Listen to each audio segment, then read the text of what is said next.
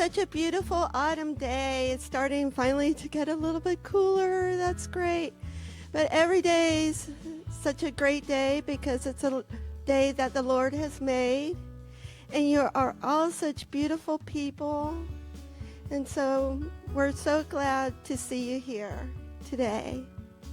Pastor Mark is going to be doing his sermon on his desire, part 6, which is going to be the good news from Gehenna. Great are you, Lord. Oh, great are you, Lord. You're so great. Great are you, Lord. Great are you, Lord. We had a town hall meeting. I had given an exercise out, a challenge, to sit with God and ask where you see Cornerstone in 3 years. And so we really dug in and tried to come up with our why. And you all, this was the hard part. We wrote a bunch of why statements. So after we finished, I said I would type them up and send them out, which I haven't done yet, but here they are, and I'll send them out to you now that they're typed up. We were sitting around talking. This was off camera. This is just post. And funny enough, Seth Smith took all of that and kind of synthesized it down to one phrase. That the more I said it, the more I was like, yes, this could be it. We believe that people are built for connection. When people say, tell me about your church, we believe that people are built for connection. But we're not connecting face to face with people. We've kind of forgotten how. We've kind of forgotten how to be polite to each other and courteous to each other. And we've just forgotten, COVID has a lot of ripple effects that are still hitting us. We believe people are built for connection. So we ... Fill in the blank. Dream up the dreams of what we could do. We believe people are built for connection. So we need money because we want to do things to connect people. And I want to share with you that we are past the halfway point. Woo woo! So church, I just want to thank you again for giving of your heart, your soul, your resources, your time. You are the church, and bless you, church, as you give. The Padres are down 3-1 with a 10-6 victory by the Phillies last night. So we'll see what happens. Maybe this will be a short sermon and we can watch a little bit of that game. Or maybe the World Series will already be started by the time this sermon is over. For the weather forecast, we got a little bit of rain last night, as most of you know, but the sun should peek out today a little bit here and there with a high of 65. Wait a second. I'm being told by my producer, breaking news, this just in. There is good news from Gehenna. As you know, it's been unseasonably warm there lately. Actually, for quite some time. I don't know why we talk about it. It's not a very popular vacation spot, but for some reason, there's this idea that a lot of people go there. That it's a destination for a lot of people, and they never leave. What is it about Gehenna? But our investigative reporter has found evidence that the heat wave may not last forever, which is indeed good news. Good news from Gehenna. Really?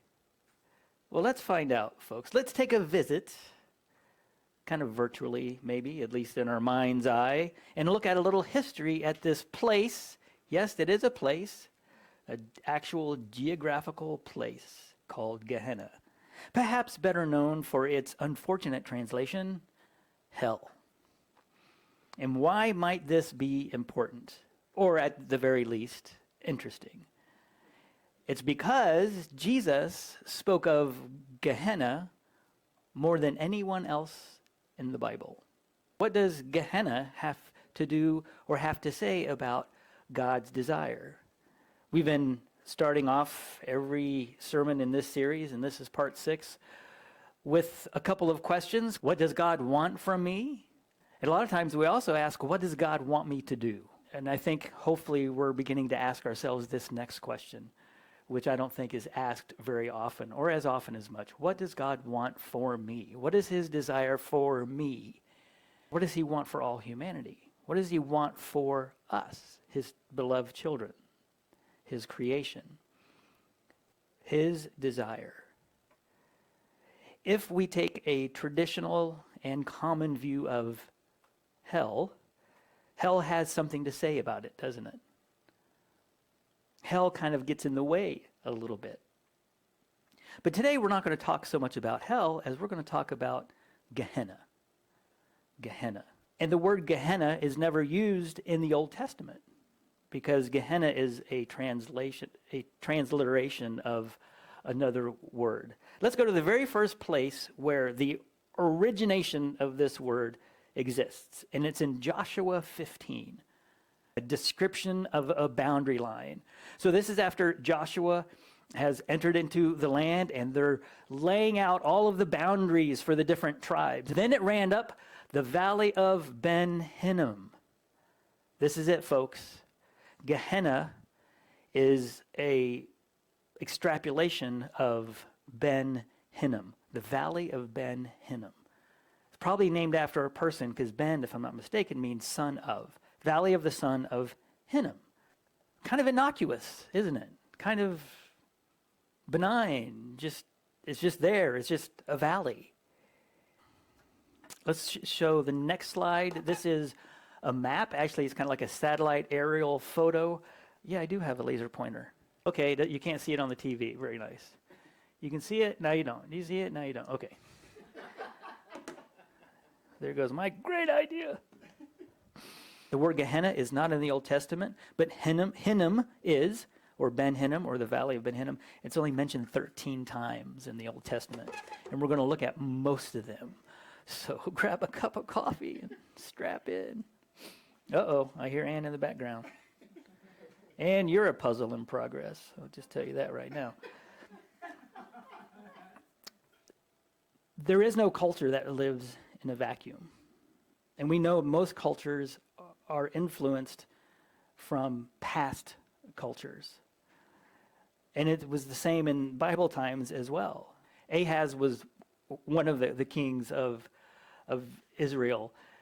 And when he was 20 years old, he became king, and he reigned in Jerusalem 16 years. Unlike David, his father, he did not do what was right in the eyes of the Lord. He followed the ways of the kings of Israel and also made idols for worshiping the Baals, or Baal, false gods. There is a specific Baal god, but it's also kind of a catchphrase for all the other bad gods as well. He burned sacrifices to these false gods in the valley of Ben Hinnom. And he sacrificed his children in the fire, engaging in the detestable practices of the nations the Lord had driven out before the Israelites. A lot of commentaries are kind of at odds as to whether they actually sacrificed children. I think the majority of the scholars would say that there was probably actual child sacrifice, which is like the worst of the worst, isn't it? So that was Ahaz. After Ahaz, there was Hezekiah. And when all this had ended, the Israelites who were there went out to the towns of Judah and smashed the sacred stones and cut down the Asherah poles. So everything that Ahaz did, all the monuments, all the sacrificial places, all of the symbols for sacrificing to the false gods, Hezekiah had his peeps go out and destroy them. Solomon built an altar, a place of sacrifice for Molech, the detestable god of the people of Ammon. What's the deal with Molech? Molech has come up a couple of times, and the valley of Ben Hinnom is where they sacrifice to Molech. In Leviticus 18, there's this whole list of don'ts. And if you look at Leviticus 18, don't be shocked. Sexual relations is in every single verse. And then there's, don't give any of your children to be sacrificed to Molech, for you must not profane the name of your God. I am the Lord. Now we skip ahead to a prophet, Jeremiah. Jesus patterned a lot of his language and his prophetic tone after Jeremiah. Jeremiah was a prophet, not a bullfrog. Well, maybe there is a bullfrog named Jeremiah. But this Jeremiah was a prophet. They have set up their desolate idols in the house that bears my name, and they've defiled it. They have built high places of Topheth in the valley of Ben Hinnom to burn their sons and daughters in the fire, something I did not command, nor did it enter my mind. For they have forsaken me and made this a place of foreign gods. They've burned incense in it to gods that neither they nor their ancestors nor the kings of Judah ever knew. And they filled this place with the blood of the innocent, right? Sacrificing their children. They've built the high places of Baal to burn their children in the fire as offerings to Baal. Something I did not command or mention, nor did it enter my mind. They set up their vile images in the house that bears my name and defiled it. They built high places for Baal in the valley of Ben Hinnom to sacrifice their sons and daughters to Molech. Though I never commanded it, nor did, you can say it with me, ever enter my mind that they should do such a detestable thing and so make Judah sin.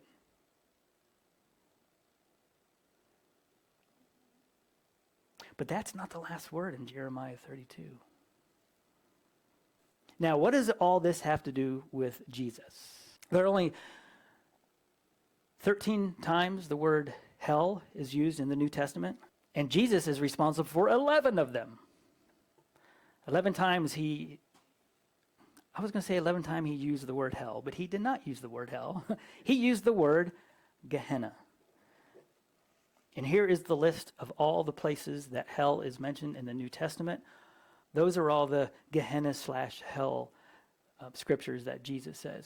After the Jews returned from the Babylonian exile, the valley became the cesspool and the city dump of Jerusalem, where it's said that fires burned continuously, feeding on a constant supply of garbage outside the city walls. And this would have been a perfect place for it. On the southeast side, so if you're going to have a dump that's continually burning and body parts get thrown in there, criminals get thrown in there sometimes, leftover sacrifice offal, was it OFFAL or whatever? But whatever garbage is thrown and it burns, that would be kind of stenchy, wouldn't it? Well, if you remember, the Mediterranean is to the west, and you would almost always get prevailing Mediterranean winds from the west. And if your dump is on the southeast, all that stench just gets blown away from the city and not into the city. Jeremiah 31. The measuring line will stretch from there straight to the hill of Gareb and then turn to Goa. These are places along the valley of Hinnom and the Kidron Valley. The whole valley where dead bodies and ashes are thrown. Where is that? The valley of Ben Hinnom, swinging along a little bit into the Kidron Valley. The whole valley where dead bodies and ashes are thrown, and all the terraces out to the Kidron Valley on the east, as far as the corner of the horse gate, will be holy to the Lord. He claims it back. So yes, Gehenna, the valley of Ben Hinnom, has brought on this idea of judgment and punishment, and yes, pain and fire. But judgment doesn't have the last word. Hope has the last word. The city will never again be uprooted or demolished. Well, that's where I'm going to end. And we'll save why Jesus uses the word Gehenna, why he references that, what he's trying to tell us, what these prophets are trying to tell us. We'll save that for the next newscast. Amen. Hey, the World Series is over. I have to give him a hard time. I can't even remember how many times in the Old Testament it says his love, his loving kindness, his loving mercy endures forever. And as we study the words of Jesus, we see that he reveals that is the heart of God, that he is forever faithful, he is forever kind, he is forever for us, forever.